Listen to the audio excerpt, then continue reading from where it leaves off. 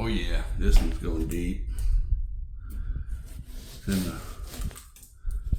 corner of a shower. We didn't have a good bond up here on this, along the top.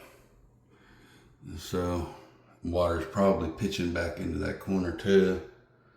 You can see it doesn't have a bond. So, yep, water just got in there and then soaked up in the wall.